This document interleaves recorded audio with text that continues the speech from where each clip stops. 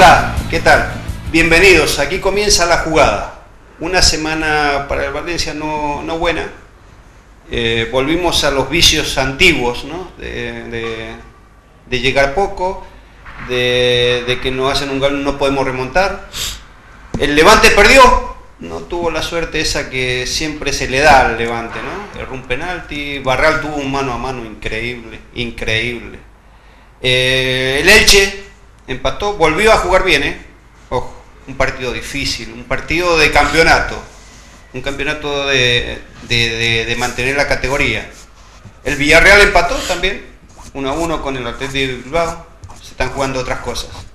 De todo esto vamos a compartirlo con mi amigo Ricardo Arias, una semana que no ha sido muy positiva para los equipos valencianos, pero igual, el fútbol está, seguiremos hablando de fútbol, nos seguiremos divirtiendo y pasito a pasito la jugada, nos vamos al Mundial. Hoy Japón nos toca, una selección que siempre es una incógnita.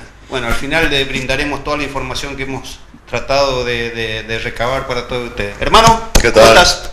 Bien. ¿Las fallas qué? Ahí estamos. Bien, ¿no? Bien. El Pilar, ganador de la falla. Por favor. Después de no sé Por cuántos favor. años, Sí. He leído ahí que... Hacía tiempo que no... 15, no sé si... No subíamos al escalafón. Al podio. Pero que te conste, que el Pilar es históricamente de las fallas con más primeros premios de todas las fallas especiales de Valencia. Qué lindo, ha ganado la mayoría, ha ganado la menor también, Qué bien, ¿no? No, yo quería comenzar con las fallas porque hay mucha gente de afuera, hay mucho turismo, hay mucha gente que disfruta como nosotros. Yo hace 40 años que vivo en esta ciudad, pero sigo disfrutando de la falla, siempre le encuentro algo bueno y quería resaltar un poco las fallas, que es la fiesta, una de las fiestas mayores de este país, de España, y que es el esfuerzo de todo un pueblo, Hay 780 fallas en toda Valencia, No es que está compartido en 4 o 5 lugares, 780, y sé que la cultura que se lee, creo, en el Valencia Basket, la cultura es el esfuerzo, y creo que en estas fallas, en esta fiesta, se manifiesta. Felices fallas, hermano, y que la disfrute. Sí, yo estoy contigo, vamos, que tú hables así de las fallas de Valencia, lógicamente, bueno, tú ya estás aquí, tú eres un valenciano más desde hace muchos años, ¿no? Y sabes perfectamente cómo es. Esto son unas fiestas criticadas por mucha gente, pero que a la vez, pues bueno, el trasfondo de la fiesta tiene también su parte buena, ¿no? Y que sí, es la gente que trabaja en las fallas, que son durante todo el año aquí, se quema el 19 y el 20 se está pensando ya en la falla del año siguiente, ¿no? Entonces, el esfuerzo, el trabajo y lo que mueve la falla. Y el arte que tiene. Y lo que mueve. Bueno, pero a nosotros nos mueve el fútbol. Sí. Aunque haya sido otra semanita nefasta, no ha sido positiva otra vez, no estamos satisfechos, ¿no? Pero con relación a los resultados, yo creo que con relación a los resultados no ha sido buena, pero sin jugar bien el Valencia, sin ser un partido de esos que se llegó con solvencia, con rapidez, no me disgustó, porque no veo esa diferencia de la Real Sociedad, del Bilbao, del mismo Villarreal. No veo esa diferencia abismal que puede existir a través de los puntos, ¿no? De que si uno, si el Bilbao le lleva 14 puntos. Yo no lo veo eso, no lo veo. No jugó mal el Valencia. Ellos aportaron muy poco el gol. La Real Sociedad aportó el gol, nada más. Después de que le faltó velocidad al Valencia, le faltó llegada. Profundidad. Le faltó profundidad, ahí está, esa es la palabra. Pero no estamos tan lejos de la realidad. Claro, uno mira la tabla de posiciones y no llegamos, estamos mirando para abajo, me parece ya. No, pero yo creo sí, yo pienso como tú, pero yo creo que lo que le falta, yo creo que este equipo realmente necesita 3 jugadores que maten los partidos, creo, porque hay circunstancias y hay momentos durante los partidos, como por ejemplo el de contra la Real Sociedad, que tú ves que el equipo trabaja, se entrega, hace todo lo posible y casi lo imposible por por superar a equipos como la Real, que son complicados de jugarles. A pesar de conocerles, ¿no? Pero son muy complicados porque son equipos que aparentemente no te... Dices, es que no son mejor que nosotros. No. Pero es que tú tampoco tienes las armas necesarias como para ser superior a ellos, por lo menos durante partidos, ¿no? Por ejemplo... Podemos criticar, no criticar, sino echar de menos, que es lo fácil, por ejemplo, el Paco Alcácer, ¿no? Sí. Lo podemos echar de menos, pero igual a lo mejor también juega Paco y quizás a lo mejor no cuenta con ninguna ocasión clara, ¿no? Pero yo creo que este equipo le hace falta tener gente decisiva, creo decisiva. No hay. Decisiva. Yo creo que es lo que le falta, el punto, el condimento para esa actitud que tienen y que se está intentando conseguir, ¿no? Se aportó muy poco. Mira, si pasamos así imaginariamente el partido, 2 de Jonás, nada más. Aportó muy poco Vargas, que para mí sigue siendo un jugador distinto, es un jugador de selección, pero aportó muy poco Fegulí, aportó muy poco Piatti se le notó en la actividad también. Sí, se aportó pocas cosas, ¿viste? Muy pocas cosas, y ellos hicieron el gol.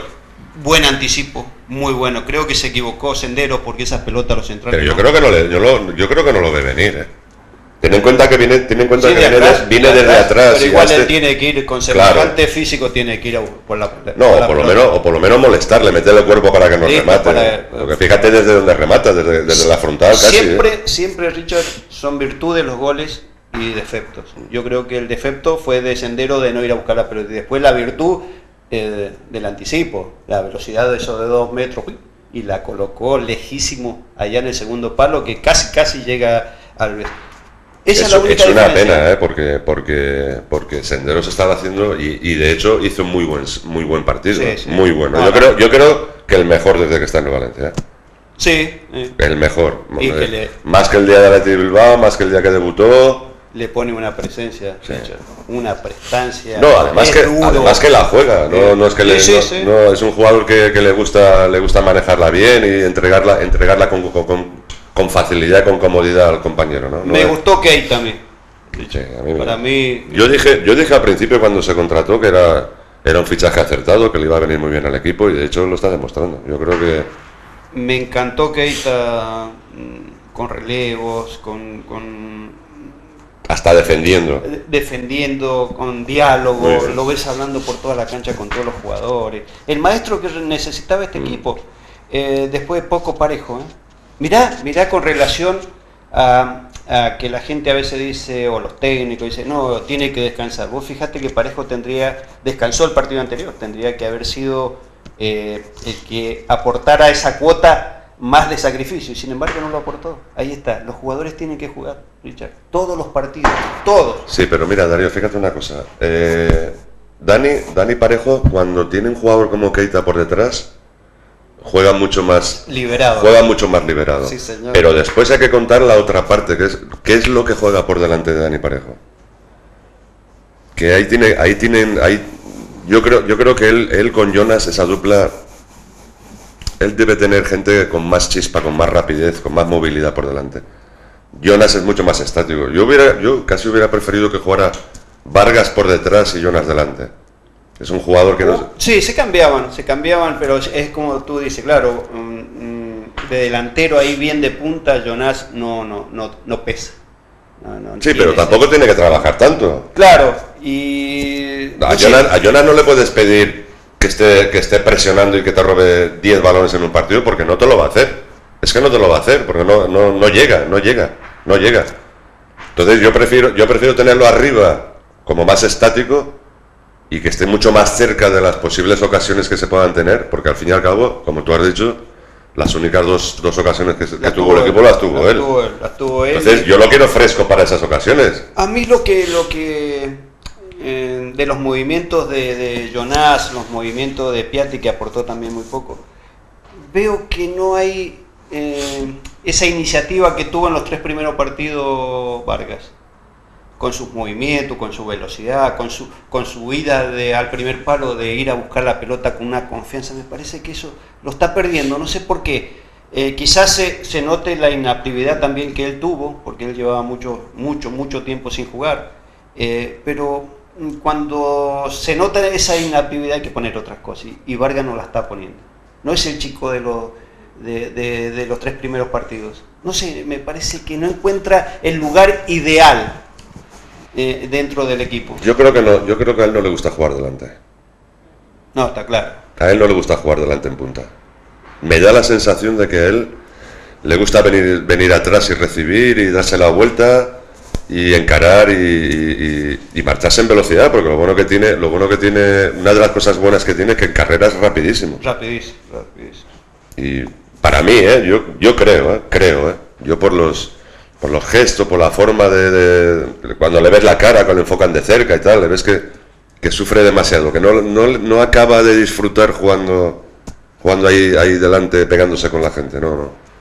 Y mira que es un jugador que no rehuye para nada la pelea, nada, Yo fíjate creo que cuando está Paco, él juega mucho más liberado, juega más a gusto, juega más tranquilo. Es distinto, sí, es verdad.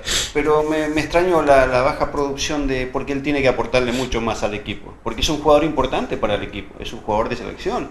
Y redondeando lo que tú dices, en la selección chilena juega ahí. Juega Alexis Sánchez bien arriba, lo habíamos dicho aquí en este programa, y él juega ahí liberado más un poquito más atrás, que es el gestor, digamos, ¿no? Pero es una pena que el Valencia, aparte de la lejanía que ya estamos viendo, bueno, la Champions casi imposible, y la Europa la tenemos ahí, pero se ve lejos. De los últimos 9 puntos se cosechó 1, ¿no? Esa es la pena, pero te la dejo ahí. Vamos a tomar un cafecito, ya volvemos con la segunda tanda.